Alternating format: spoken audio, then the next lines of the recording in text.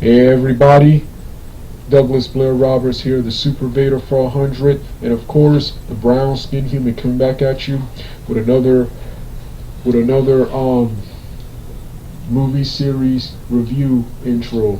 My previous movie series review intro, whenever I uploaded to YouTube, for some odd reason, the newest, the Crush 40 upload of Sonic What I'm Made Of, their uploaded version for some odd reason has a copyright on it, and whenever I see, and the copyright is actually not a problem according to YouTube, but if I ever want to set this account up for monetization, it will be a problem. So I'm going to do a remade version using two non-copyrighted songs. Even though this is an intro for movie reviews and rants, the What I'm Made Of will from now on this channel will only be the outro, and I'll use one of the old school non-copyrighted uploads of Sonic What I'm Made Of. The intros will feature the Sonic Heroes theme, which I haven't used in a long time, and of course the iconic We Can that I use a lot now.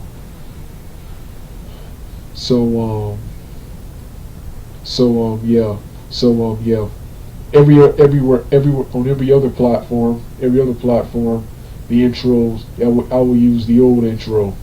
So with that being said, let's get started right now.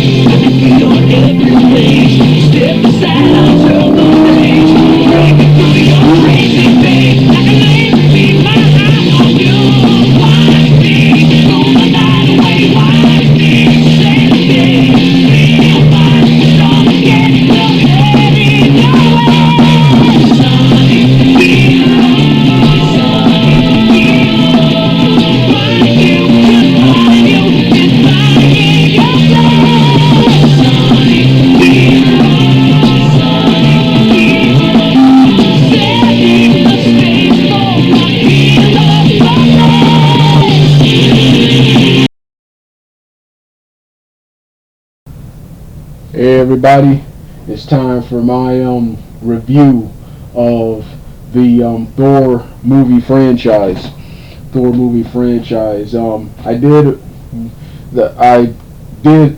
only done one, despite Thor being my favorite movies. I've only done one actual Thor movie that I can remember.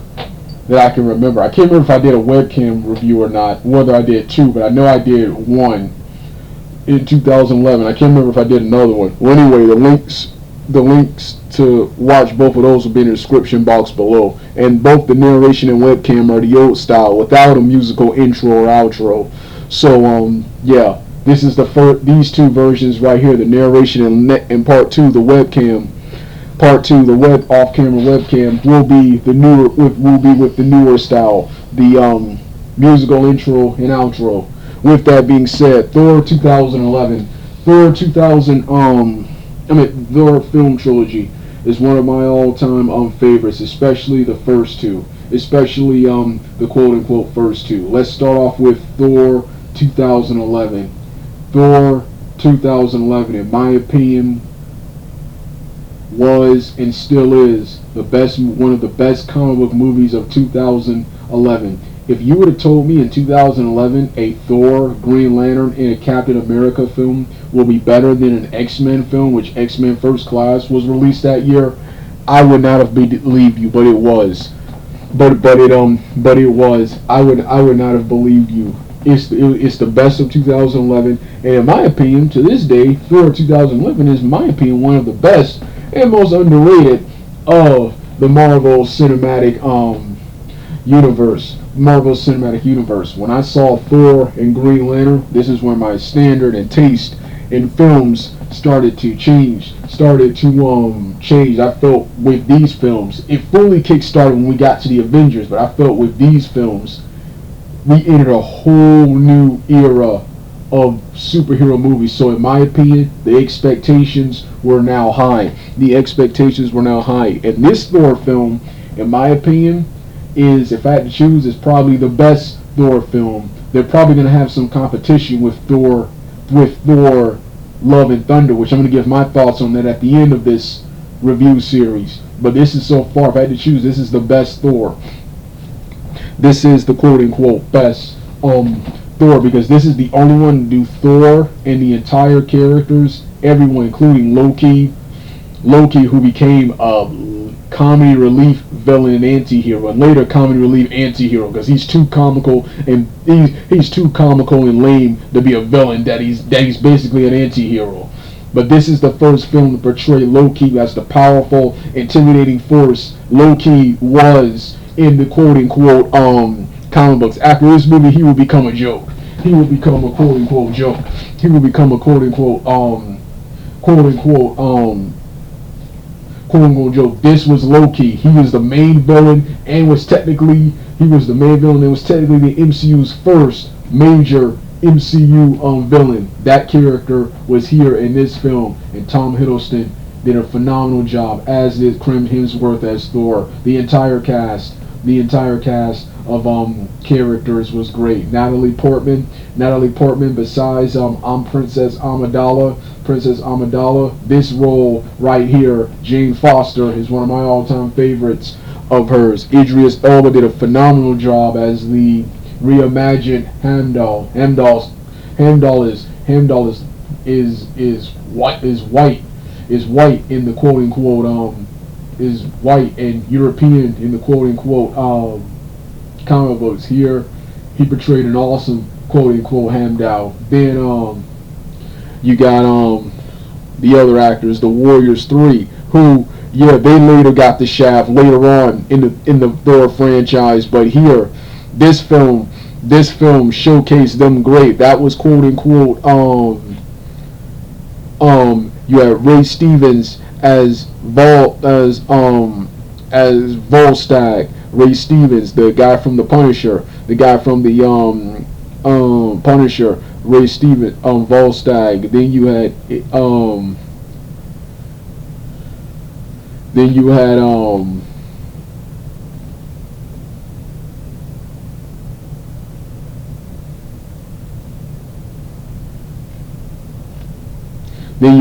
Tadanobu Asano as my boy Hogan, the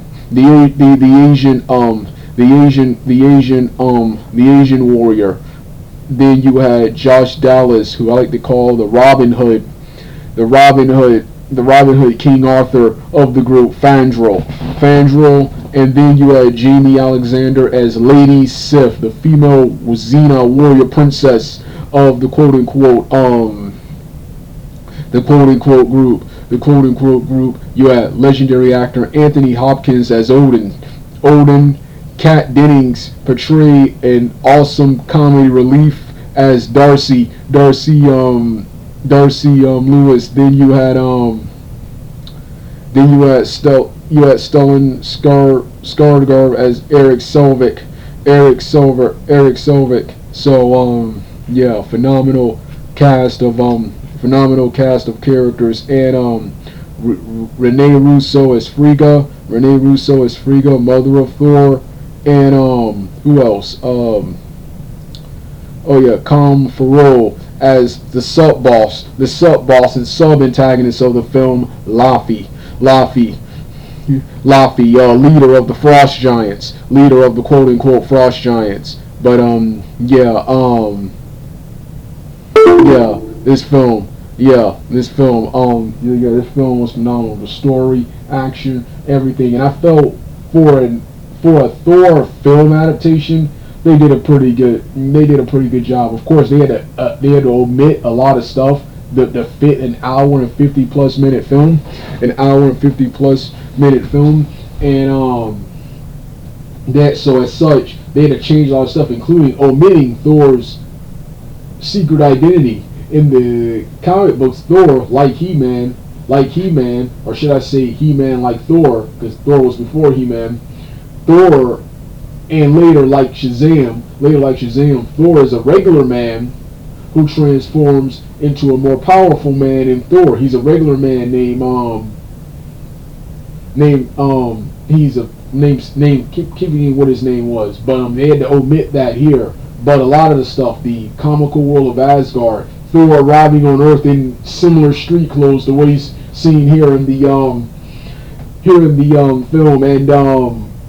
and quote unquote they did a good job for a Thor film. I accept the changes made in a Thor 2000 Thor film than I do in other adaptations, particularly the Amazing Spider-Man. I'm talking to you, because Thor, like Guardians of the Galaxy, these need to be television series, live action or animated. Yeah, they really don't translate well to film. It's not that they don't translate well to film. It's that there's too much material for just 1 to 3 movies. There's too much material, so that's why I excuse Thor reimagining and changing various things in comparison to other adaptations. Amazing Spider-Man, X-Men First Class, I'm talking to you, which you could make a almost 80% close adaptation of those franchises, but they chose not to. So, the only thing I didn't like about this film, and they corrected this in the follow-ups, is in every fight scene except for the fight scenes on Earth. The fight scene at the end with the destroyer bot. Everything is filmed in the dark, so it makes it hard to tell what's going on in the quote unquote fight scene, But I enjoy every scene. With my favorite and best being Thor fighting the Destroyer, the other main antagonist of the film, and his final confrontation with Loki, where each brought out all the tricks in that final fight. Then you had Thor destroying the bio bridge and Loki falling into the abyss, and the hurt in Thor and Odin's eyes. Man, it was an awesome, what a phenomenal film. Talk about going into something with low expectations. I expected just a superhero Michael Bay style film, and I got one of the best, in my opinion, one of the best comic book movies of all time. Now for his Thor Dark World, the second best Thor. Now this Thor movie gave us more of what was awesome about the first one, but it also gave us some of the stuff that wasn't more of what wasn't good about those films. The first problem I had with this film was the villain. Villain was phenomenal. Malekith, the Dark Elf, portrayed by what's his name? He's the villain in G.I. Joe, right? He's one of the main villains in G.I. Joe, Rise of Cobra. Oh yeah, Christopher Eccleston. Christopher Eccleston, something like that. Yeah, that guy. Yeah, he's Destro in G.I. Joe. He was a phenomenal villain. However, quote unquote, one issue I had with his character was he wanted to use the ether, the Infinity Stone, to destroy Asgard in retaliation for Odin conquering and destroying his land, and right there, and see, right there, why doesn't he use the why does he want to destroy Asgard? Why doesn't he use the to rule and take over Asgard in retaliation for Odin kind of taking, not only destroying but conquering and taking over his land.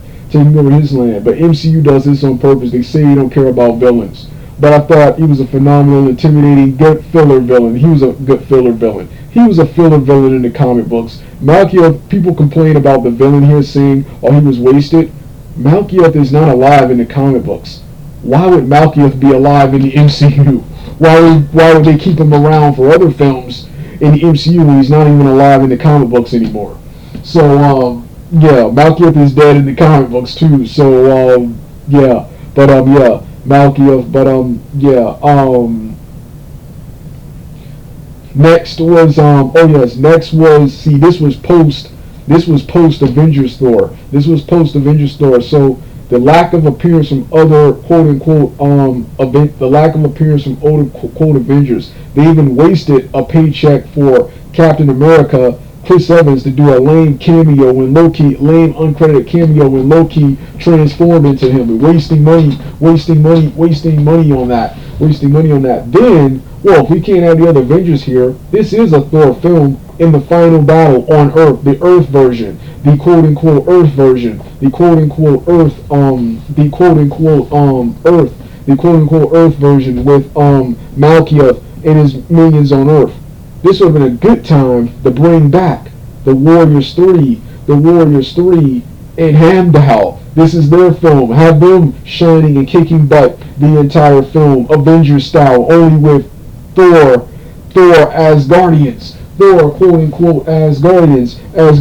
But no, it was just Thor. But at the same time, Thor is the main character and an Avenger. So I'm not too mad about it, but I'm not too angry about it. But that is the only problem I've had. But at least the Warriors 3, they got a tad bit more screen time here, even if their whole role is just to help Thor and Loki Loki and Jane escape Asgard from Odin and his guards, from Odin and his quote unquote guards, guards. Next is, they don't really have a problem with this, but it kind of just makes the film look bad. This is supposed to be a comic book fantasy epic, action film, and you have all of this humor, including the goofy scene when they were dropping the keys, the shoes, and everything into the well with Darcy, who was hilarious, but just stuff like it just makes the film quote unquote look bad. But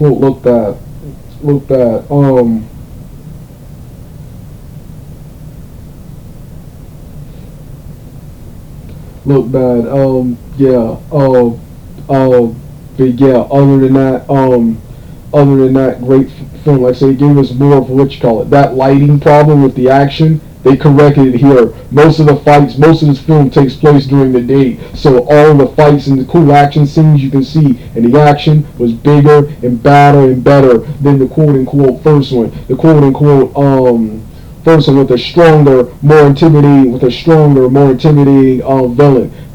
The stakes were higher with one of them dying. Frida, she getting killed, which was that completely caught me off surprise. This filler movie filler movie dares to be more than what it was. Just because we're a filler movie is set up for something else doesn't mean we're going to be cookie cutter like everyone else. We killed off an Asgardian in this quote unquote movie right here. Hate it because it was Frida and she had to go, but I like it for upping the stakes in this quote unquote film. I like it for upping the stakes in this film right here, and love the growth and development of what you call it. Now Thor, and that's another thing I like about the Thor films. With each film he changes. In Thor 2011, that's Asgardian Thor. He's never been to Earth and before up until he goes to Earth has no attachment to Earth, and is just super arrogant God. Now then we got Avengers. Then we have Avengers Thor. This is Thor coming to Earth to find Loki and interacting and teaming up with the other Avengers to stop Loki and a greater threat. Then we got this Thor right here. This is post-Avengers Asgardian Thor, which Thor is returning home and doing all of Loki's damage, but still longing to go back to Earth and meet up with Jane Foster and is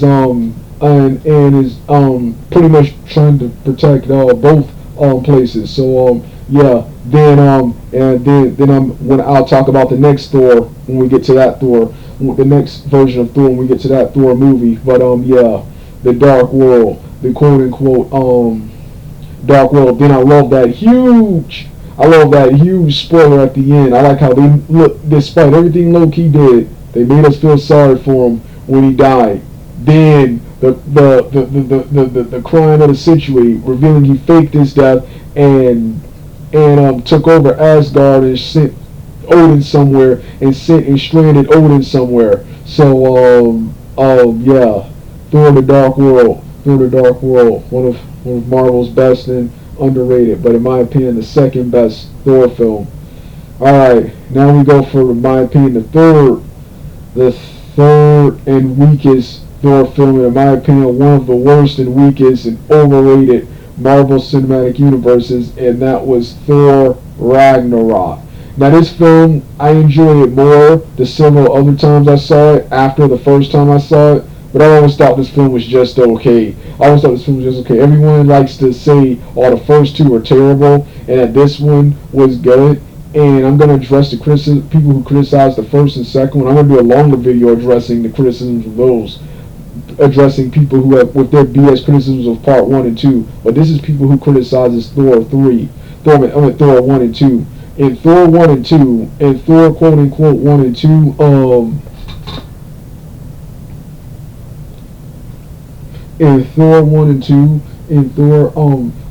if this people love this film because it was more comedy, which that's the first problem I've had. This was way too much comedy.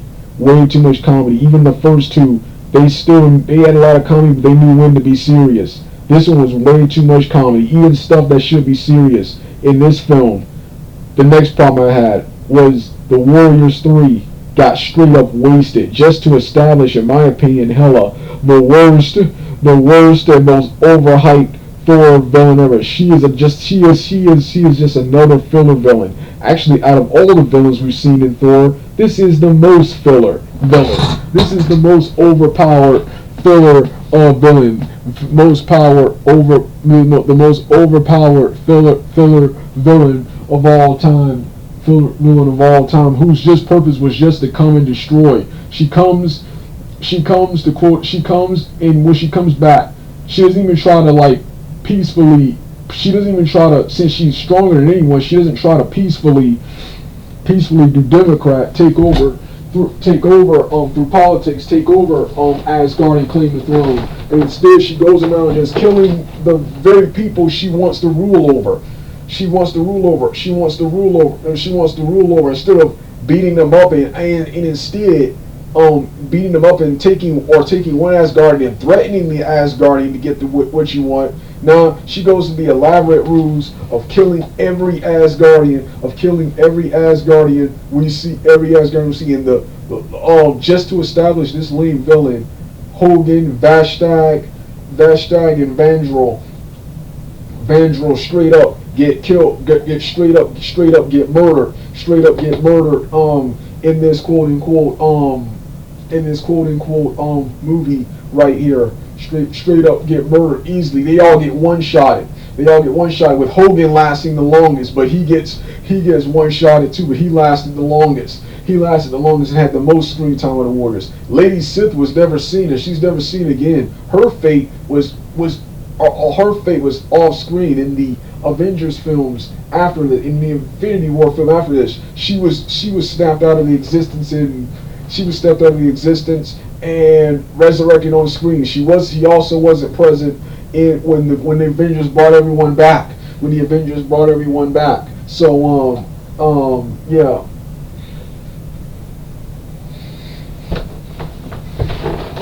Yeah.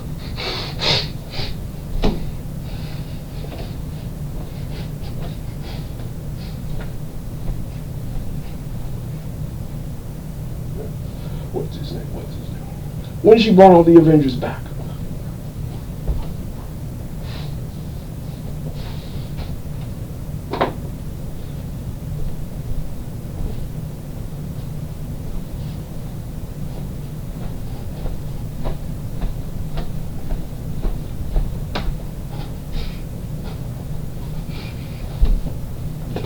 So yeah, that was the issue I had with what's his name, and then Thor never thinks about them. He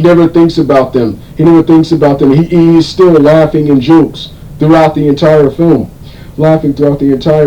Loki, oh man, Loki. It started in the Avengers. Loki be slowly becoming more comedic, bumbling, and just lame. Throughout the in the first film, he was this powerful, intimidating force as Guardian. In the first Thor film and first half of the Avengers. After that beat down from Hulk, it was downhill from Loki, where he gets beat down so bad by Hulk that he's knocked out the entire time, long enough for the Avengers to defeat the Chitauri army and come back and arrest him. Wow. Then in part two, he's resurrected from he's released from jail, and instead of getting his badass scepter he had in the first movie, now instead he has these lame butter knives. To fight with. Which he fights with in this third film too. Then in this third film, he foolishly tries to trick Thor multiple times. Thor easily deduces that he's Odin in the beginning. We thought that was going to be a big thing, and it wasn't. Here. He gets easily owned by Doctor Strange. Then later in the film, he tries a third time to trick Thor, and Thor turns the tables on him, and quote unquote again. Thor turns the tables on quote unquote again, and then after being rescued by Korg, finally he has his last hero moment. The only thing he can do in the final battle is just watch. He could beat up the minions, but he couldn't do anything against what's his name. Oh yeah, watch and go steal the Tesseract. Go steal the crown and Tesseract. That was all he could do in the final battle.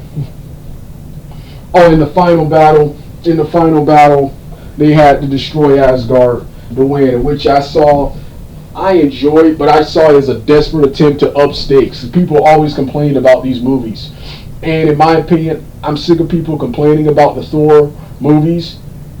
Thor, he's not supposed to be a character you can relate to. While I do like the Thor in this film, they made a more action hero, jokier Thor. Yeah, this is what Thor. This is the Thor we got in this film, action hero Thor. This Thor reminds me of Kurt Russell's Big Trouble in Little China character, Sylvester Stallone, Dolph Lundgren, and Jean-Claude Van Damme, action hero Thor. Comedic action hero with the cool haircut. He was awesome. Yeah, he was quote unquote awesome. He was quote unquote awesome, including I love that cool Mortal Kombat Raiden Super Saiyan 2 Lightning Super Saiyan 2 Lightning in Bison moment at the end where he did in Bison's move, the Psycho Crusher on those guards, went straight up medieval on those lightning medieval on those guards. Thor's supposed to be powerful. We got to see that here in this movie right here. But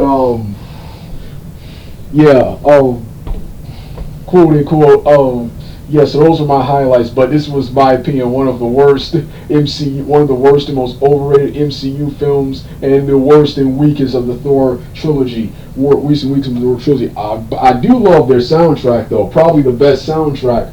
I love this film. I've heard about this band for years, but this is my first actual introduction to them. Led Zeppelin's Immigration Song. That was awesome. That was awesome. I'm now a super Led Zeppelin fan after seeing this film. I've heard about Led Zeppelin for years and wanted to check them out, and finally got to check them out through this film right here. So I appreciate this film for that right there. And I like how this film, a comical one, leads right into the darkest film of all time, Infinity War. So yeah. Now it's time for quote unquote now it's time for my review of Thor. Now it's time for my review of now it's time for my thoughts on Thor Love and Thunder, which I can't wait for. It's going to be one of the best MCU films yet. I was worried about the MCU post in-game, but the MCU post in-game is surprisingly just as good, if not better, than the MCU than the MCU phase 3. Far From Home was good. The Eternals and Shang-Chi were entertaining. Quote unquote entertaining. No Way Home was the best. Multiverse of Madness looks good, and this looks good right here. I haven't seen the trailer yet, but I've been excited for this film since Infinity War. Since the end of Endgame. Endgame, which sort of teased this with Thor leaving his